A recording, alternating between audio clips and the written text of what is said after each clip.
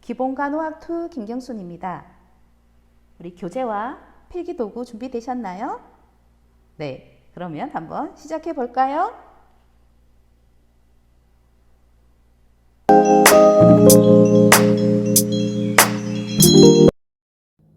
안녕하세요. 기본간호학 2 5주차입니다. 말초 정맥주사입니다. 네, 준비되셨을까요? 우리 필기노트 아니면은 교재에서 바로 적든지 여러분들이 공부하기 좋은 방법으로 하시면 되겠습니다. 이번 말초 정맥주사의 학습 목표 볼게요. 학습 목표는 말초 정맥주사 부위, 종류, 부위, 절차, 주의점을 설명할 수 있어야 됩니다. 요 교재로는 570에서 574페이지, 577에서 585페이지를 준비해 주시면 되겠습니다. 그리고 이번 주에 말초 정맥주사는 여기 교재에도 나와 있듯이 좀 용량이 많죠. 그래서 조금 말을 빨리 하도록 하겠습니다. 이제 제 목소리에 조금 적응이 되셨죠? 네, 잘 따라와 주시기 바랍니다. 570페이지 들어가기 전에 그림을 먼저 보면서 시각화하도록 하겠습니다. 지금 손이 여자 손으로 보이죠? 네, 왼쪽 손입니다. 그리고 정맥주사라고 하는 것은 이렇게 되어 있는 것을 많이 보셨을 거예요. 네, IV. 그래서 이 부분을 오늘 공부를 할 거거든요. 그러면 바늘침이 지금 어느 쪽으로 들어가 있는지, 그러면 지금 이쪽으로 혈관에 지금 바늘이 들어가 있는 상태고요. 그리고 여기에 연결하는 게 있죠. 네, 그리고 여기가 세트로 해서 수액이 들어가는 게 있고요. 이것이 3웨이라고 합니다. 3웨이. 네. 그래서 이 부분을 오늘 공부를 하겠습니다. 지금은 잘 안 보이시죠?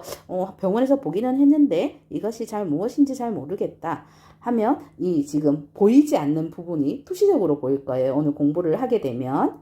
그래서 네, 이 공부하는 게 중요한 게 그것이고요. 여러분들이 이제 간호사가 될 거잖아요. 국가고시 합격해서 간호사가 되었을 때 근육주사, 우리 지난주에 배웠던 엉덩이 주사, 근육주사 제일 많이 하는 곳이 엉덩이니까요. 엉덩이 주사를 잘하는 간호사, 그리고 이 혈관 주사를 잘 놓는 간호사.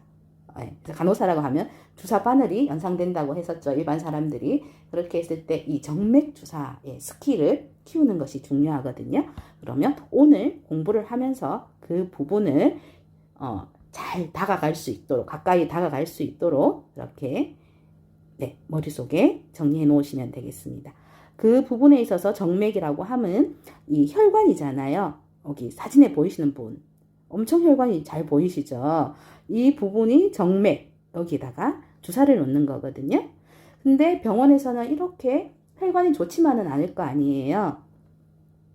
혈관이 좋은 성인 남성, 성인 여성도 있지만 노인 그리고 아이도 있기 때문에, 아니면 항암하고 있는 분, 이런 분들은 혈관 상태가 좋지가 않아요. 그래서 거의 촉지를 잘 만져지지도 않고요. 시각적으로도 전혀 보이지가 않아요. 그러면 간호사들은 그 보이지 않는 혈관에다가 IV, 정맥주사를 해야 되잖아요. 그러면 해부학적으로 좀 알아야지, 이 위치 정도에 있겠다. 아니면 지금 보이지 않는 이 혈관을 어떻게 하면 내 눈에 보이게 해서 그래도 한 번에 성공할 수 있도록 할까, 이런 부분들을 오늘 배우는 거거든요. 그래서 이 남성 오른쪽 손등에 있는 이 부분 있는데 교과서 하기 전에 조금만 더 설명을 할게요. 이 엄지손가락에 있는 부분, 여기에 있는 뼈가 라디우스라고 해요. 라디우스. 그래서 이 부분은 노뼈라고 얘기를 합니다. 그리고 이 새끼손가락에 있는 이 뼈는 올라라고 해서 좌뼈라고 얘기를 해요. 그리고 이 손등에 있는 부분은 메타카팔 해서 손허리뼈라고 합니다. 그래서 부위를 이렇게 기준을 잡는 거죠. 노뼈, 좌뼈, 그리고 손허리뼈. 여기에 해당되는 네, 화면이 조금 흔들려서 죄송합니다. 제가 손이 작은데도 계속 터치가 되네요. 네, 이해해 주시고, 그래서 이 노뼈, 손허리뼈, 좌뼈 이 부분에 있는 혈관에다가 주사를 놓는 거거든요. 그 중에서도 제일 많이 보는 부분이 이 손허리뼈예요. 손허리뼈, 손등이라고 얘기를 하죠. 여기에 혈관을 찾아서 주사를 놓는데 사실 여기가 통증이 심해요. 그래서 처음 입원했을 때는 우리 병원에 가면, 외래로 가면 피 뽑죠. 피 뽑을 때 어디서 뽑아요? 네, 우리 팔꿈치 안쪽에 있는 데다가 뽑죠.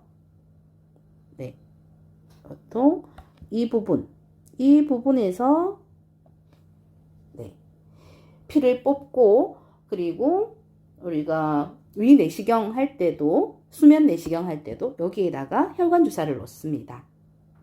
네, 그리고 한 번 정도 왔을 때는 여기에다가 놓지만, 입원을 하는 경우 2주씩 이렇게 입원을 하게 되면은 처음 원칙이 이 손등부터 차례차례로 올라와서 심장 쪽에 가깝게 놓게 되겠습니다. 그래서 병원에 가면 이 손등에다가 주사를 놓은, 이렇게 병원에 입원한 환자의 경에 관해서 손등에다가 놓은 경우를 많이 볼 수 있는 이유가 그것입니다. 네, 조금 이해가 되실까요? 네, 그러면 이제 우리가 교재를 보면서 이제 이론적인 부분 같이 공부해 보겠습니다. 570페이지입니다. 570페이지 준비됐나요, 교재? 네. 정맥투약입니다. 정맥투약, 우리가 IV라고 하죠. 왜 IV라고 할까요? 이 부분이죠. 인트라비너스 메디케이션, 이렇게 해서 IV라고 합니다. IV 메디케이션. 그래서 정맥으로 대상자의 혈류에 직접 약물을 투여함으로 빠른 효과를 원할 때 적합한 방법이다. 네. 다른 경구 투약, 입으로 하는 것이라든가 아니면 피하, 그리고 저번 주에 배웠던 근육 IM에 비해서는 이 IV가 빠른 효과를 낼 수가 있습니다. 바로 혈관으로 들어가기 때문이죠. 네. 그래서 이 경로는 다른 경로로 투여할 경우 조직에 심한 자극을 줄 때도 적합합니다. 그리고 이미 정맥 경로가 확보되어 있는 경우에는 이 경로를 사용하는 것이 바람직하고요. 그래서 여기 지금 혈관 주사가 되어 있는 상태에서 거기로 다른 약물을 주는 거는 쉽잖아요. 그 얘기거든요. 그래서 다른 경로로 투여할 경우보다 조직에 심한 자극을 줄 때도 적합하고, 이미 확보되어 있는 경우에도 이거를 사용하는 것이 바람직하다. 그래서 이 정맥으로 약물을 투여하는 방법은 다음과 같습니다. 약물을 혼합한 대용량 수액정적 해서 우리가 팩에다가, 일반 수액팩이 있죠. 수액팩에다가 약을 섞죠. 그러면 믹스할 거 아니에요. 그래서 이거 1리터 정도, 이런 대용량, 아니면 1리터가 있을 수도 있고 더 큰 게 있을 수도 있죠. 3리터 정도, 이렇게 큰 용액을 계속해서 점적하거나, 이 1리터를 하루에 3개 정도 곱하기 3개 하면 이게 대용량이라는 거예요. 근데 대용량 중에서도 안에 약물이 이제 혼합되어 있는 이것을 수액 점적할 때도 중요하지. 이거를 쓰고요, 투여하고. 그리고 간헐적 정맥주입 해서 피기백이라고 되어 있는데요. 이건 뒤에서 또 그림을 설명해 줄 거예요. 근데 간헐적이라는 거는 이렇게 해서 수액은 계속해서 들어가는 거잖아요. 근데 이 간헐적이라는 것은 인터미턴트에서 간헐적이라는 얘기는 중간중간에 들어간다는 거예요. 중간중간에. 그래서 계속해서 들어가는 게 아니고 8시간 간격으로 어떤 약을 주세요 하면 8시간 후에 또 한 번 들어가고 또 8시간 후에 한 번 들어가는 것을 간헐적이라고 합니다. 이때 정맥 투약을 한다는 거고요. 그리고 용량 조절 점적, 그리고 아이 같은 경우에는 성인보다도 천천히 들어가거나 아니면 소량으로 들어가야 되죠. 그럴 경우에는 이 기구를 이용해서 조금 들어가게 할 수가 있어요. 그래서 조절해서 떨어뜨린다는 것이거든요. 똑똑똑똑똑똑 떨어뜨리는 것을 점적이라고 하니까요. 용량 조절 점적 할 때 아동에게, 그리고 정맥 내 밀어넣기 해서 우리가 병원에서 볼루스로 주세요 이런 얘기를 하거든요. 어떤 약을 뭐 우리가 시린지 배웠잖아요. 시린지 이렇게 시린지 있으면 뭐 1ml 이 약을 앰플을 여기다 쟀었잖아요. 그래서 그 약을 여기로 우리 정맥 내 혈관 주사로 한 번에 쏠 때 이것을 볼루스 주입이라고 합니다. 그리고 간헐적 주입 포트는 이 장치를 계속 달고 있는 거거든요. 그림을 이제 뒤에 나오는 그림을 보면서 아시게 될 거고요. 이렇게 해서 역반응, 이런 정맥 주입 투약에서는 역반응 해서 adverse reaction 해서 역반응 징후를 살펴보기 위해 대상자를 면밀히 관찰하는 것이 중요합니다. 네, 이 경우 약물이 직접 혈류로 들어가서 즉시 작용하기 때문에 약물을 다시 빼내거나 약물을 정지시킬 수 있는 방법이 없습니다. 그래서 IV 같은 경우에는 이 혈관으로 들어간 것을 다시 빼내거나 아니면 이 약물을 정지시킬 수가 없어요. 그래서 반드시 이 투약의 10가지 원칙, 심라이트를 뿐만 아니라 투여 중인 정맥 수액과 주사할 약물의 병용 가능성도 확인해야 됩니다. 그래서 이 주사할 약물 그리고 수액이 이제 같이 들어가면서 어떤 다른 효과를 낼 수가 있잖아요. 상승 효과가 날 수도 있고 아니면 더 그 효과가 낮아지는 것도 있고 아니면 이 약물이 합해졌을 때 어떤 알러지 반응이 일어날 수도 있는 부분이 있어요. 그래서 이런 병용 가능성을 확인하라는 얘기입니다. 말초 정맥 천자 부위는 좀 전에 우리 남성의 뿔뚝뿔뚝한 혈관을 보셨죠? 그러면 우리가 정맥 주사를 할 때 어떤 부위를 하는지가 나와 있습니다. 부위, 우리 학습 목표에서 부위 얘기했었죠? 부위.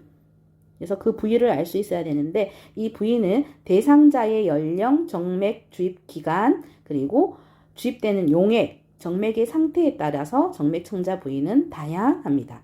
이 얘기는 연령, 노인인지 아니면 아기인지 그리고 혈관이 좋은 성인인지 연령이고요. 그리고 주입 기간 3일을 할 건지 아니면 일주일 아니면 2주 동안 입원했을 때 주입을 할 건지 그리고 주입되는 용액 이것이 용액이 좀 끈적끈적할 수도 있잖아요. 아니면은 그냥 우리 생리식염수처럼 물처럼 되어 있는 경우도 있고 용액 그리고 정맥의 상태가 혹시 항암 주사를 맞는 사람인 경우에는 딱딱하게 굳어 있는 경우도 있고 그리고 오랫동안 만성으로 이제 재활병원에 오랫동안 입원, 7년, 10년씩 입원해 있는 분들은 사실 정맥은 손 쪽에 있는 정맥은 거의 다 딱딱해져 있거든요. 그런 상태에 따라서 정맥 천자 부위는 다양하다는 얘기입니다.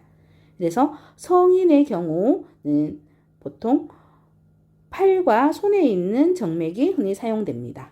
그리고 유아는 두피, 우리가 스칼프라고 하는 스칼프, 두피와 발등에 종종 사용됩니다.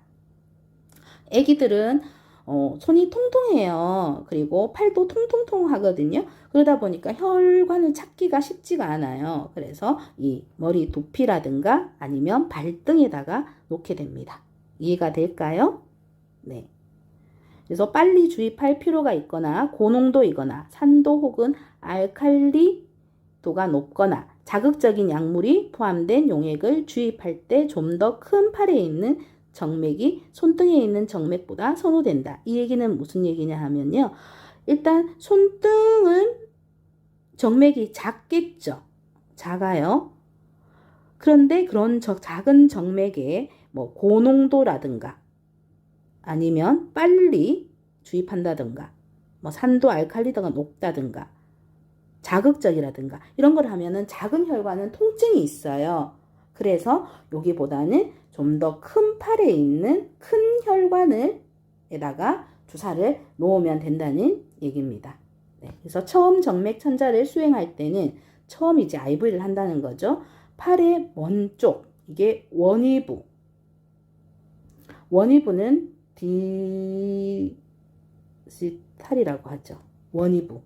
그래서 원위부라고 하는 거는 여기가 사람이 있어요. 제가 작게 그리니까 원래 그림은 그림을 잘 그리는 편이 아니지만 네, 이렇게 사람이 있을 때 이 중심이 쪽, 몸의 중심보다 먼 쪽을 디지털이라고 합니다.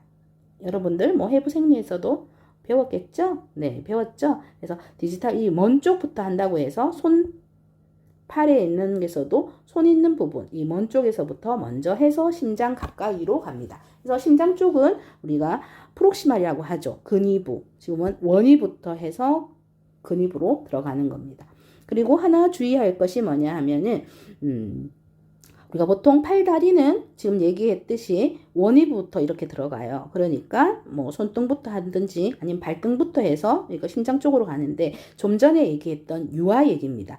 유아는 스칼프라고 얘기했던 이 부분이 스칼프가 한국말로 두피죠. 그러면 머리에 있는 피부잖아요. 그러면 머리에 있는 피부를 할 때 어떤 방향으로 주사바늘이 들어가는 거죠. 여기서 주사바늘은 여기서 우리가 정맥, IV를 할 때 이렇게 넣는데요. 여기서는 뭐냐면 머리 쪽에서 심장 쪽으로 가니까 이렇게 들어가요. 그래서 바늘이 우리가 알고 있는 반대 방향으로 고정이 되는 겁니다. 이해가 될까요? 주사바늘의 방향이에요. 그래서 이 부분을 소아과 간호사는 잘 알고 있겠죠. 워낙 아이들을 많이 하니까. 근데 일반 병원에서 혹시 뭐 소아과에 병실이 없다든가 이렇게 해서 아이가 내가 일하는 뭐 정형외과 병동에 입원을 했다. 근데 이 아이가 이제 수액을 맞아야 된다. 그럴 경우에 반대로 꼽는 사람이 있어요. 간호사 중에. 그래서 이 두피에서 이 머리 위쪽으로 우리가 여기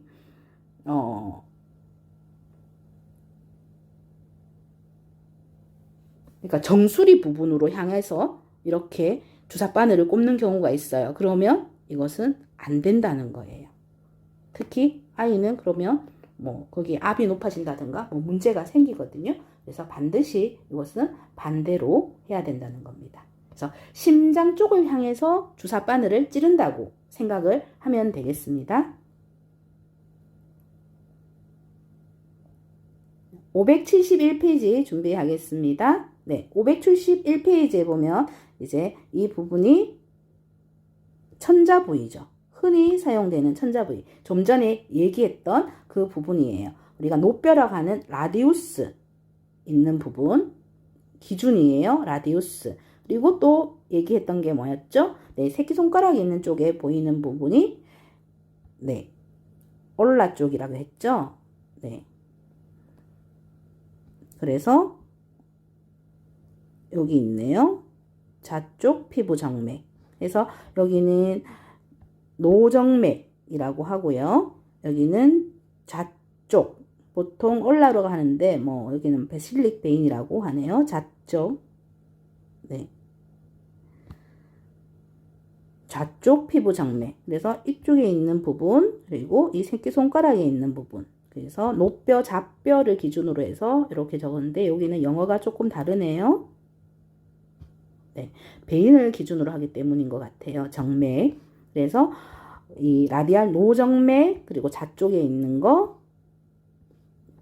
기준으로 하고 여기 팔오금 있죠. 팔오금을 중심으로 우리 팔꿈치 있는 부분 이렇게 굽히는 부분 여기서 있는 부분이 큰 혈관들이에요. 그래서 중간정맥 여기 팔오금 중간정맥 여기에 아니면 이제 이 부분에 우리가 피 검사할 때도 많이 뽑는 부분이거든요.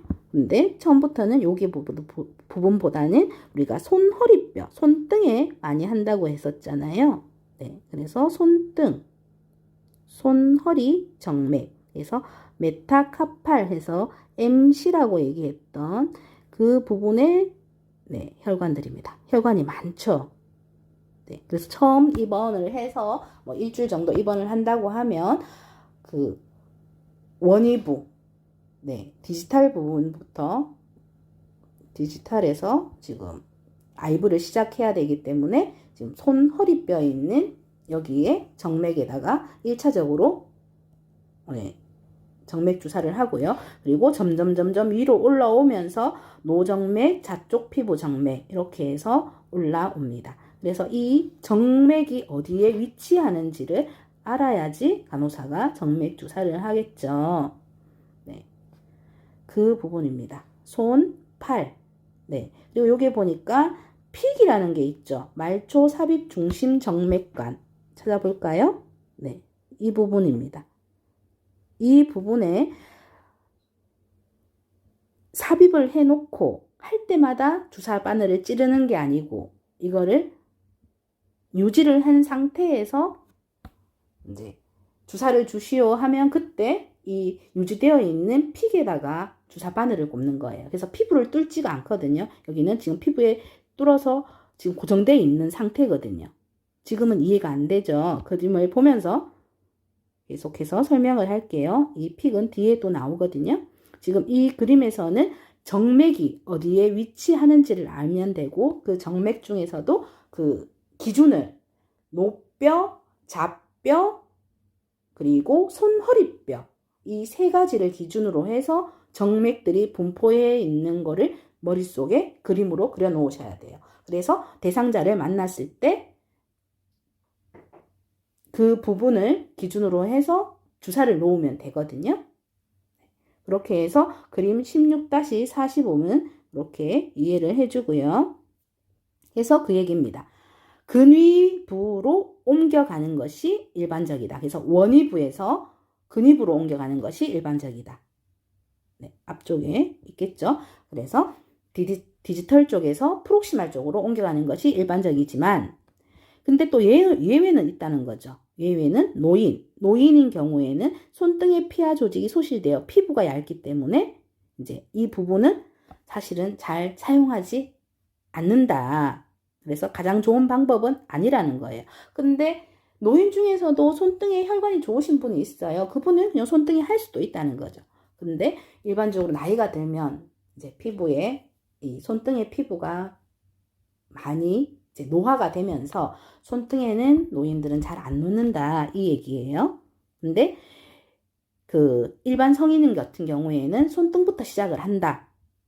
네, 그렇고 손허리 정맥, 그래서 좌쪽 피부 정맥, 노쪽 피부 정맥 여기가 아까 얘기를 했었죠. 메타, 카팔 그리고 좌쪽은 얼라 있는 부분 그리고 노쪽은 라디우스 네, 여기 세 개의 뼈에 있는 그 부분을 지금 기준점으로 해서 흔히 사용되는 정맥 천자 부위가 16-45에 있습니다.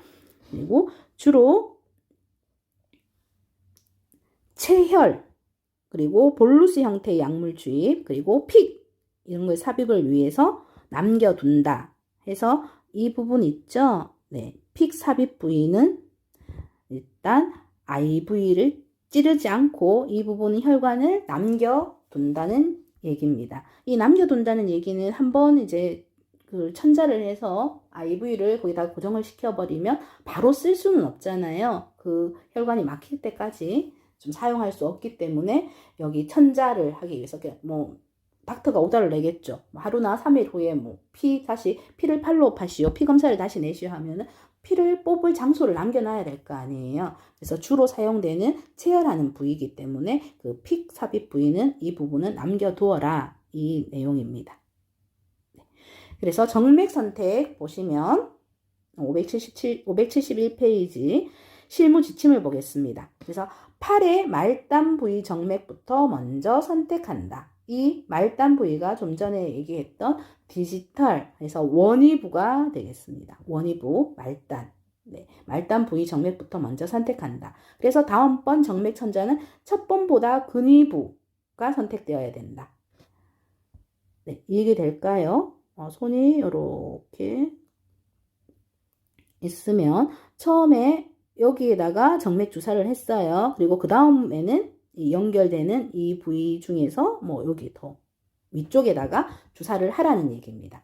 그래서 심장 가까운 쪽으로 점점 가는 거죠. 그래서 점점 근위부로 간다는 얘기예요. 원위부에서. 그래서 가능하면 덜 쓰는 쪽에 팔을 선택한다. 해서 환자들이 먼저 얘기를 해요.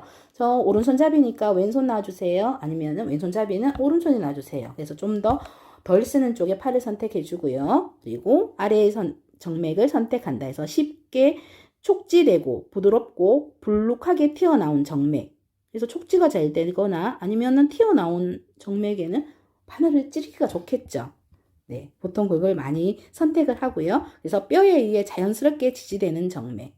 그래서 조금 그 혈관이 곱고 뼈에 의해서 지지되면은 이제 우리가 바늘을 찔러 넣었을 때도 이렇게 안에서 움직이거나 혈관이 그 바늘 따라서 움직이지가 않기 때문에 그런 데를 더 많이 선호한다는 겁니다. 그래서 카테터 주변으로 적절한 순환이 될 정도로 큰 정맥. 혹시 신경 가까이에 주사를 놓다 보면 나중에 그거를 리무브, 그 주사를 빼고 난 이후에도 조금 통증이 있거든요. 그래서 적절한 순환이 잘 될 정도로 큰 정맥이 좋겠습니다. 그리고 피해야 되는 거는 중요하겠죠. 네, 주사 놓을 때 피해야 되는 부분 보실게요. 그래서 굴곡 부위. 이렇게 우리가 움직이는, 굴곡할 수 있는, 굽힐 수 있는 부위에는 우리가 방향을 탄다고 해요. 그러면 수액이 잘 안 들어가거든요. 그러다 보니까 이런 굴곡 부위는 피해 주시고요. 그리고 눈으로 쉽게 보이지만 주사 바늘을 삽입하면 잘 움직이는 정맥. 그래서 너무 잘 움직인다는 거는 또 너무 슈퍼피슬하게 피부 바깥쪽으로 또 나와 있는 이런 부분 약하거든요. 앞에서 얘기했잖아요. 순환이 될 정도로 큰 정맥을 하라고 했는데 이렇게 눈으로 쉽게 보이지만 주사바늘 삽하면 너무 잘 움직이는 정맥은 조금 피해 주고요. 이전 사용에 의해서 손상, 그래서 한번 이제 찔렀던 부분은 다시 놓는 거는 아니죠. 그래서 이전 사용해서 손상되었거나 아니면 정맥염, 그래서 ITIS가 붙는 염증이에요. 염증 있는 부위는 놓으면 안 되죠, 당연히. 그리고 침륜, 그리고 경화가 있는 정맥. 침륜은 거기에 혈관이 터져버린 거예요. 그래서 그 부위는 또 통증도 있고요. 그 부분은 찔러 넣어봤자 수액이 들어가지가 않아요. 그래서 침륜, 경화라는 것은 그 혈관이 오랫동안 사용하거나 아니면 예전에 제가 앞에서 얘기했던 그런 재활 환자 같은 경우에 오랫동안 계셨던 부위는 그 혈관이 딱딱해져요. 그래서 경화되어 있는 경우에는 그걸 사용할 수가 없습니다. 그리고 외과적으로 손상된 부위, 뭐 유방절제술을 했는 경우에 내가 왼쪽 유방을 드러냈다 하면은 그 부분은 혈액순환이라든가 아니면 림프노드도 다 이제 막 3기 거의 말기에 있는 유방암 환자 같은 경우에는 그런 림프노드도 림프절도 다 제거한 상태예요. 그러면은 순환이 잘 안 됩니다. 그래서 수술한 쪽 팔에는 주사를 금기라고 아예 붙여놔요. 그 패드에 붙여놓고 그리고 그쪽으로는 혈압도 잴 수가 없습니다. 그래서 그런 부위는 당연히 주사를 놓으면 안 되고요. 그래서 순환장애나 불편감이 있을 수 있기 때문이다. 이렇게 해서 이 피해야 할 정맥은 잘 익혀두시기 바랍니다. 그리고 또 하나의 실무 지침에 있어서 얘기는 이제 이 혈관이 잘 안 보이거나 놓기 힘들 경우에 어떻게 하는 것이 좋을까 하는 팁이에요. 팁. 볼까요? 대상자의 의무 기록을 확인하며 마비된 쪽, 그리고 투석, 접근 장치가 있는 쪽. 그래서 투석하는 거 혹시 보셨는지 모르겠는데 내과에서 근무를 하게 되면 보게 되고요. 우리가 투석 환자라고 하면 이 라디우스 쪽, 그러니까 노뼈 쪽에 동맥과 정맥을 문합해요. 동맥과 정맥을 하나로 합치거든요. 그렇게 해서 큰 혈관을 만들어서 피를 바깥쪽으로 기계로 다 빼요. 그리고 걸러서 다시 넣어주거든요. 그게 투석이라고 합니다. 그러면 그 투석 접근 장치가 있는 쪽, 그리고 좀 전에 얘기했던 유방절제했던 쪽, 그리고 감염 부위, 그리고 이전에 정맥역 혈관 유출이 있었던 이런 쪽. 그러면 이런 부분은 사용하지 않는 거고요. 앞에서 얘기했던 부분이고, 두 번째 정맥을 이완하려고 할 때 이를 위해서는 이거 그 정맥이 잘 보이게 하려면 어떻게 하느냐예요. 이게 정맥을 이완하려면 잘 보여야지 주사를 놓을 수 있을 거 아니에요. 그럴 경우에는 팔을 아래로 늘어뜨린다. 네. 그래서 침대에서 보통 침대에 누워있는 상태에서 우리가 IV를 하잖아요. 그러면 이 팔을 침대 아래쪽으로 떨어뜨린다는 얘기예요. 이해될까요? 그러면 혈관이 팽창되게 하거나 아니면 우리가 여기 토니켓을 한 상태에서 환자분 주먹을 쥐었다 폈다 해보세요. 이렇게 하는 간호사가 얘기하는 걸 들었을 거예요. 그 얘기고요. 주먹을 쥐었다 폈다 반복하게 하거나 아니면 혈관을 위에서 아래쪽으로 옮겨가면서 가볍게 두드리거나, 그러면 혈관을 위에서 아래쪽으로 톡톡톡톡 손으로 이렇게 두드리거든요. 그러면 자극이 되어서 혈관이 조금 보이는 경우가 있어요. 그래도 안 되면 온찜질을 10분 정도 적용한다. 네. 그런 것을 특히 요양병원이라든가 아니면 항암 환자들, 그리고 요양병원에 얘기했던 그런 노인들이 혈관들이 잘 안 보여요. 그럴 때 이렇게 씁니다. 어떻게 한다고요? 다시 정리해 볼게요. 침대에서 팔을 아래쪽으로 떨어뜨리게 한다. 그래서 저는 이 부분을 처음에는 이제 토니켓을 안 한 상태에서 팔을 아래쪽으로 떨어뜨리게 하고요. 그러면 피가 아래쪽으로 모일 거 아니에요. 지금 내가 주사를 하고자 하는 팔 쪽으로. 그리고 나서 다시 팔을 올리는 거죠. 그리고 토니켓을 묶어요. 그런 다음에 그래도 잘 안 보여요. 그러면 팔을 주먹을 쥐었다 폈다 하세요. 반복하거나 하면. 그래도 안 보인다. 그러면 혈관을 톡톡톡톡톡톡 이제 위에서 아래쪽으로 이제 자극을 주는 거죠. 혈관을 두드리면 혈관이 이렇게 위로 올라오는 경우가 있어요. 그래도 안 되면 온찜질을 그 위에다가 이제 10분 정도. 그때는 온찜질 할 때는 토니켓을 풀어야 되겠죠. 네. 토니켓은 이제 피를 이제 이렇게 모이게 해주는 그런 고무줄 같은 거거든요. 그래서 그 부분을 풀고 이제 온찜질을 한 다음에 다시 아래쪽으로 떨어뜨리고 쥐었다 폈다 하고 이것을 반복하게 해서 혈관이 잘 보이게 한 다음에 주사 바늘을 찌르면 한 번에 찌를 수가 있어요. 그래도 안 된다, 터져버렸다. 그러면 2번까지는 진행을 하고 나머지는 이제 손을 바꿔야 돼요. 다른 간호사를 불러오도록 해야 됩니다. 그래서 통증이나 불안은 교감신경을 자극하여 혈관 수축을 유발하므로 편안하게 자세를 취하게 해주고 필요시에는 진통제도 투여한다. 이런 주사 바늘에 공포 있는 사람들 있을 수 있죠. 계속 막 3번, 4번, 5번 찌르면 뭐 없던 사람도 생기겠죠. 그리고 손등정맥, 그러니까 메타카파리는 쪽 손등정맥은 불편할 뿐만 아니라 얘기했었죠. 불편하고 통증도 있고, 그리고 이 부분에 이제 신경이 또 지나가요. 그래서 신경 손상의 위험이 있으므로 정말 안 될 때 사용하라고 하는데 최후에 우리가 병동에서는 제일 많이 사용을 하고 있습니다. 그래서 신경이 어느 정도에 분포되어 있는지도 알아야 되겠죠. 지금은 우리가 2학년 수준에서는 지금 정맥이 이제 위치가 어느 정도까지만 일단은 보는 거고요. 본인이 이제 내과를 간다든가 했을 때는 더 공부를 그 파트에서 해야 되는 부분이 있고요. 네. 그래서 처방된 약물이 정맥을 자극하고 정맥요법이 수일 이상 지속될 것이라 예상된다면 중심정맥 카테터를 삽입하는 것. 이거는 지금 여러 날이 계속되면은 여기에 염증이 생기거나 하기 때문에 빼야 돼요. 그래서 계속 유지할 수가 없기 때문에. 근데 이제 그 계속 정맥을 맞아야 된다. 정맥요법이 계속 되어야 된다 하면은 이제 심장 가까운 쪽에 큰 혈관을 이제 잡아서 우리가 그 경로를 확보해 두는 거거든요. 이게 중심정맥 카테터입니다. 또 뒤에서 그림이 나오니까 그때 볼게요. 일단은 이런 단어만 일단 알아놓을게요. 중심정맥 카테터. 네. 그래서 카테터 굵기는 가급적 가는 것으로 사용하며 작은 거일수록 덜 아프겠죠? 네. 그래서 혈관 카테터 주변으로 혈액이 잘 흐드흐득한다. 일상적인 수액 공급과 간헐적 주입을 위해서는 22에서 27게이지 그런 바늘을 사용하고요. 수혈용은 조금 커야 된다고 했었죠. 그래서 20에서 24게이지를 쓴다. 라고 일하기 편하게 침대를 높이고 모든 준비물을 잡기 편하게 하고 대상자의 팔을 움직이지 않도록 잡는다. 천자 시도는 2회로 제한하고 성공하지 못하면 다른 간호사를 부르라고 했었죠. 이렇게 해서 실무 팁이 되겠고요. 지금 얘기를 했던 이 부분에 대해 그래서 IV 정맥 주사침을 먼저 그림으로 확인을 할게요. 이 주사침을 봐야지만이 다음으로 이제 진행되는 내용이 이해가 될 겁니다. 네, 그림 보이시나요? 네, 지금 얘가 24게이지예요. 우리가 병원에서 제일 많이 쓰는 거거든요. 아기 할 때 아니면 일반 성인이 입원했을 때 제일 안 아프게 제일 가는 바늘로 해주세요 하면 쓰는 바늘입니다.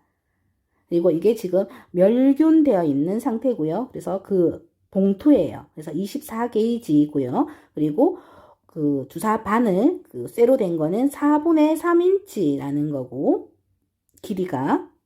네. 그래서 혈관 내 튜브, 뭐, 카테타, 이렇게 부르고 있고요. 우리가 안지오니들이라고 해요. 안지오니드. 네. 이게 혈관이라는 뜻이거든요. 혈관, 바늘. 네. 그래서 안지오니드.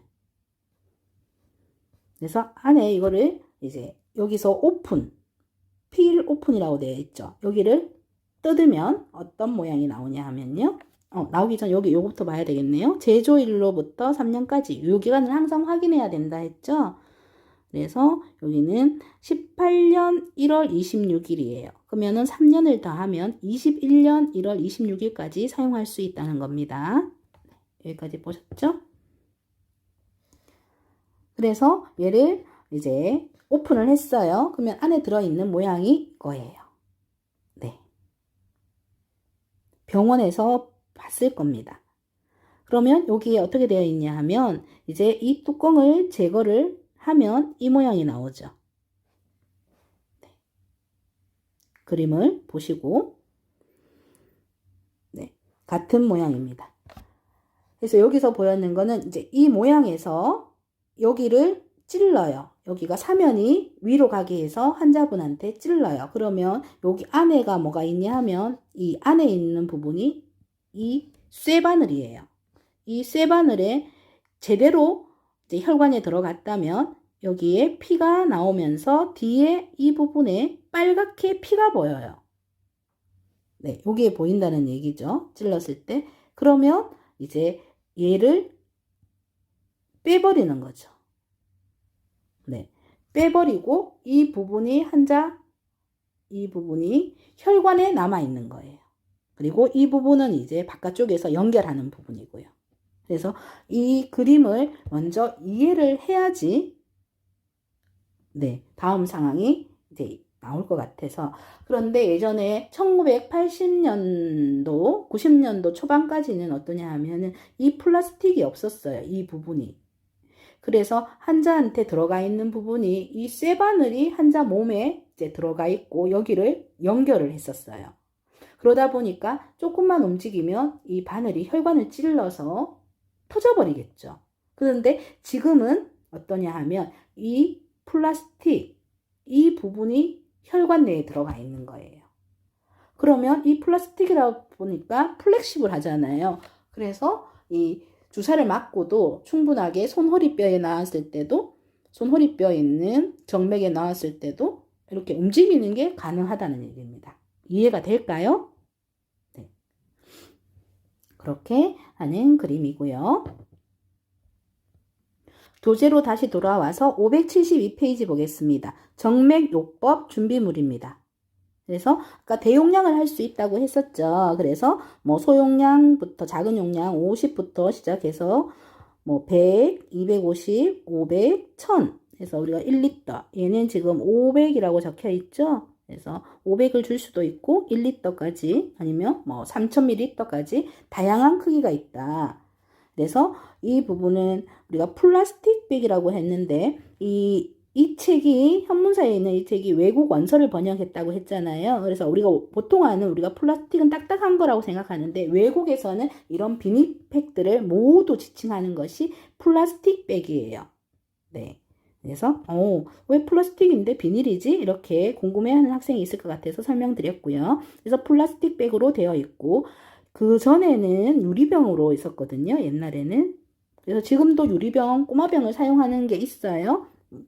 알부민 같은 경우에는 이제 이런 뭐 30, 50, 뭐 100짜리 유리병이 사용되는 것도 있고 이렇게 1리터짜리가 유리병으로 나올 수도 있다 이 얘기거든요. 그래서 플라스틱 용기에 준비되어서는 안 되며 처방된 약물이 플라스틱 용기에 준비되어서는 안 된다면 유리병이 사용될 필요가 있다 그 얘기여서 플라스틱도 가능하고 유리병도 가능하는데 유리병은 혹시 깨질 위험도 있고요. 뭐 이런 것들 때문에 그리고 또 무겁잖아요. 그래서 요즘에는 이런 플라스틱 백을 많이 사용하고 있고 알부민 같은 이런 약재들은 작은 용량에 있는 것은 이제 병으로 나오는 것도 있습니다. 그래서 요리 용기는 공기 구멍이 있어서 공기가 병 안으로 들어가야 병에서 대상자의 정맥으로 용액이 점적된다. 네, 이 얘기는 우리가 알부민이라고 하는 단백질 제제가 있어요. 그러면 꼬마병이니까 작겠죠. 이렇게 돼 있는 이제 이것이 이제 환자한테 이렇게 해서 들어가요. 쭉 연결되어 있는데 여기는 공기방울이 들어가야 돼서 우리가 가끔씩 이렇게 18게이지 니들을 이렇게 밖에서 꼽아서 여기 공기방울을 형성해서 이게 잘 똑똑똑똑 점적이 잘 되도록 하는 게 있거든요. 그 공기구멍을 얘기를 하는 겁니다. 공기구멍이 없으면 안에 음압이 걸려서 잘 이렇게 안 떨어진다. 뭐 그런 걸로 이제 이해를 하시면 돼요. 그래서 임상에서 왜 이렇게 찔러 놓았는데 안 되지? 그럴 경우에는 공기구멍이 있는지를 확인해야 돼요. 그리고 이런 비닐팩은 공기구멍이 되어 있는 이 IV 세트가 있어서요. 이 부분이 여기가 공기구멍이 있는 경우가 있거든요. 그래서 잘 떨어지게 되어 있어요. 그래서 수액은 멸균된 양호한 상태로 투명해야 된다. 지금 봤던 이 수액백, 여기서 노말셀렌 500이었잖아요. 이 수액백이 멸균되어 있어야 되죠. 여기 안에 있는 거는 환자 몸에 혈관으로 들어가니까 당연히 멸균되어 있어야 되고요. 근데 수액이 탁하거나 이전에 혹시나 뜯어지는 흔적이 있거나 아니면 용액이 줄줄 샌다던가 하면은 오염 가능성이 나타내는 거죠. 콘타미네이션 됐다는 겁니다. 그런 경우에는 사용하지 못하는 거죠. 그래서 이런 것들을 확인해야 되고요. 아까 라벨 우리 안지오 니들에서 봤듯이 그 라벨에서 유효기간을 여기서도 유효기간이 나와 있습니다. 여기 밑에 보면 유효기간 몇 년도. 그래서 유효기간을 항상 확인하고 그리고 오염되거나 오염이 의심스럽다면 다시 약국으로 다시 돌려보내야 된다는 겁니다. 이해되시죠? 네. 그래서 임상적 유의사항은 이런 이 백에 옛날에는 이런 게 EBP가 없었을 때는 여기 위에다가 이 백 위에다가 썼어요. 뭐냐면 무슨 믹스하는 약물들이 있잖아요. 그래서 만약에 비타민 C를 믹스했다 하면은 플러스 뭐 믹스드 해서 비타민 바이타민 C 그래서 C 한 개를, 비타민 C를 한 개를 믹스했으면 C1, 비타민 B를 두 개를 믹스하면 B2, 이렇게 해서 이 백에다가 적었어요. 근데 이 백에다가 적는 이거는 수액 용기가 뚫어질 수도 있다. 네. 그리고 이 수액백 안으로 얘가 흡수될 수도 있다. 이런 두 가지 이유 때문에 지금은 라벨을, 스티커를 써서 그 위에 붙이고 있습니다. 그래서 아무리 여러분들이 일할 때 바쁘더라도 매직으로 이 비닐팩 위에다가 쓰는 거는 안 된다는 것을 꼭 기억하시고 일을 하면 되겠습니다. 근데 병원에 가면 기존에 있는 간호사들은 옛날 하던 방식으로 할 수가 있어요. 옛날에는 다 이렇게 했는데 무슨 문제냐고 그러면 EBP를 가지고 얘기를 해야 돼요. 그러면 그 EBP가 이 교과서겠죠. 그래서 선생님 제가 교과서에서 이렇게 배웠는데요. 이런 거는 수액이 뚫어질 수도 있고 그리고 이 사이펜이라든가 이런 수액이 그 필기구에 그 액이 안으로 들어갈 수가 있다고 배웠습니다. 그렇습니다. 근데 그 얘기도 잘 해야 되겠죠. 의사소통을. 너무 이제 딱 부러지게 얘기를 해버리면 너 잘난 척 하는 거야? 이렇게 받아들일 수가 있잖아요, 선배가. 그래서 이런 부분들이 일하면서 참 많이 힘들더라고요, 저도. 그래서 여러분들도 이제 좀 지켜봤다가 병동에서 그런 부분들이 있으면 어떻게 이제 말씀을 드려야 될지 생각을 해서 바로 위에 연차라든가 이렇게 해서 의논을 하고 의사통을 하면 좋겠죠. 네, 그런 부분이 있었습니다. 그래서 주입 세트는 점적통 보면은 밀리리터당 이제 10방울에서 20방울의 용액이 주입되도록 한다. 그래서 이 부분에 이제 1ml당 이제 10방울이 떨어져서 1ml가 된다. 이게 1ml가 1cc였잖아요. 그래서 10방울이 모여서 1cc가 되는 점적통이라든가 아니면 20방울이 떨어져서 1cc가 되는 이제 점적통이 이제 용액이 주입되도록 한다. 그렇게 이 점적통은 얘기가 있고요. 그래서 우리는 보통 여기를 한 반 정도 채우거든요. 네, 채워서 안은 점적통 주입되도록 하고요. 포장지에 정확한 주입량이 표시되어 있다 해서 지금은 뭐 병동 가면은 20 GTT가 많이 쓰고 있거든요. 그래서 IV 세트를 열었을 때 20 GTT인지 아니면 15 GTT인지 이것을 확인해야 돼요. 근데 지금은 임상에서 얘를 더 많이 사용하고 있어요. 근데 예전에 이제 90년도에 있었던 이제 간호사다가 이런 분들은 이걸로 외우고 있는 경우가 많아요. 15로. 그래서 계산하는 방법이 달라요.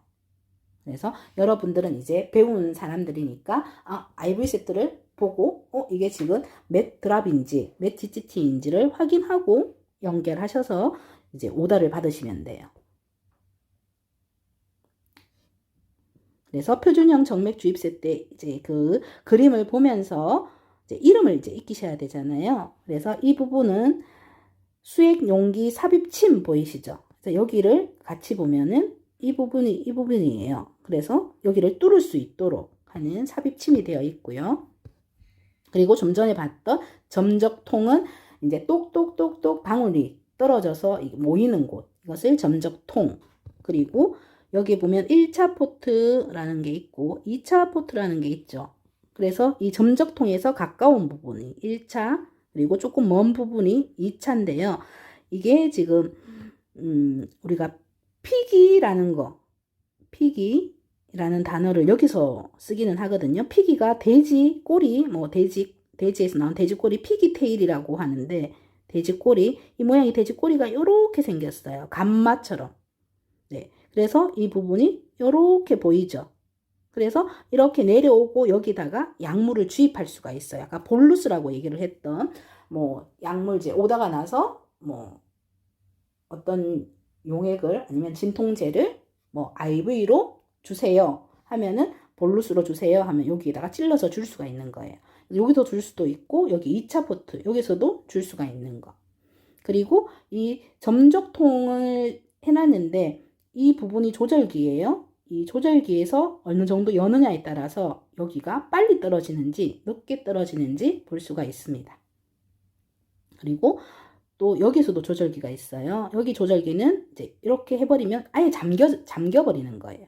그래서 여기는 롤러로 되어 있는 조절기는 열었다가 닫았다 하는 거고, 얘는 아예 잠궈버리고 아니면 열어버리고 하는 기능만 하는 겁니다. 표준형 정맥 주입 세트. 그래서 이 부분을 다시 우리가 실제적인, 여긴 그림을 그린 거고 실제적인 거를 볼게요. 네, 이 부분입니다. 보실까요? 네, 조절기 보이죠? 이 조절기를 간호사가 위로 올리면 네, 거의 다 열려서 여기가 쭈르륵 해서 용액이 떨어지게 되고요. 여기를 아래쪽으로 내리면 여기가 잠기는 거거든요. 그래서 최대한 내리면 여기가 천천히 똑똑똑똑똑 이렇게 떨어지게 됩니다. 그래서 정맥 주입 수액 속도 조절이고요. 이거는 간호사들이 이제 15초에 몇 방울 떨어지는지를 봐서 1분에 이제 얼마가 되는지를 확인하는 거거든요. 우리가 공식에 나와요. 그래서 보통 15초 동안 떨어지는 방울수를 계산할 때 이렇게 네, 시계 그리고 이렇게 떨어지는 속도 이렇게 보고 있습니다. 네, 다시 교재로 넘어갈게요. 네, 573페이지로 가겠습니다. 네, 이 부분에 이제 개념을 잡기 위해서 설명을 조금 천천히 막 하다 보니까 진도가 지금 나가지가 않네요. 조금 더 빨리 말을 하도록 할게요. 573페이지입니다. 그래서 보면 여기 보이시죠? 네, 침.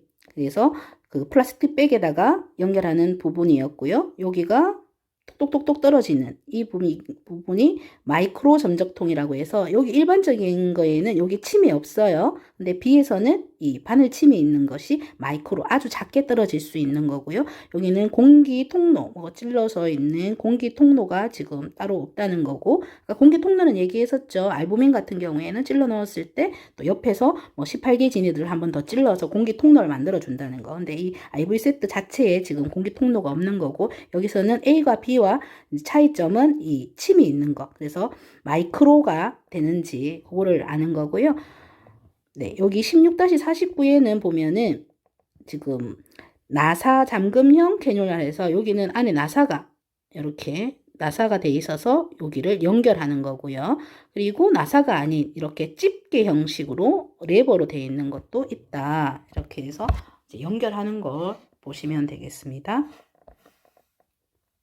그래서 간헐적 정맥 주입 장치라고 하는 거는 아까 인터미턴트라고 했었죠. 계속해서 아니고 내가 오늘 주사를 8시간 맞았어요. 그리고 난 뒤에 24시간 중에서 8시간을 빼면 16시간은 이제 맞을 필요가 없잖아요. 그러면 아예 주사 바늘을 빼는 경우도 있고 근데 내일 또 맞으려니까 난 너무 아플 것 같아. 그러면 간헐적 정맥 주입 장치를 연결해 주세요 하면 얘를 손등 아까 팔에 있는 부분에다 연결을 하는 거예요. 그리고 이거를 가지고 있는 거죠. 가지고 있는 상태에서 내일이 돼서 다시 또 8시간 동안 수액을 맞는다면 여기로 바늘을 그대로 꽂아 놓으면 돼요. 그러면 다시 피부를 뚫을 필요가 없거든요. 그래서 간헐적 정맥 주입 장치라고 합니다. 여기 노란색 체크되어 있는 부분을 계속 보시면 이제 루어락 우리가 지난해 배웠죠. 이게 나사형으로 되어 있는 건 루어락. 그리고 이제 뭐 하나 이상의 수액을 동시에 주입하는 경우에는 뭐 직렬식, 텐덤 또는 피기백 같은 보조 세트가 이용된다. 했던 건 아까 돼지꼬리 얘기를 하면서 얘기했었죠. 그렇게 해서 하나의 연결인데 얘가 하나가 가지가 더 있어요. 그러면 거기로 약을 주면 되잖아요. 네, 그 얘기입니다. 그래서 간헐적 정맥 주입 장치는 좀 전에 얘기를 했고 이 부분은 그래서 셀라인 락이라고도 합니다. 얘를 간헐적 주입 장치를 셀라인 락이라고 하는데 이는 튜브 내에서 혈액이 응고되지 않도록 주기적으로 생리식염수를 주입하기 때문이다. 얘기는 이 셀라인 락 또는 헤파린 락이라고도 하는 이 연결 장치 있잖아요. 16-50 여기는 일단은 이 부분이 지금 혈관과 연결되어 있는 부분이에요. 여기가 루어락 이제 우리가 앞에서 봤던 24게이지 뭐 아니면 25게이지 니들 노란색 니들 봤었죠.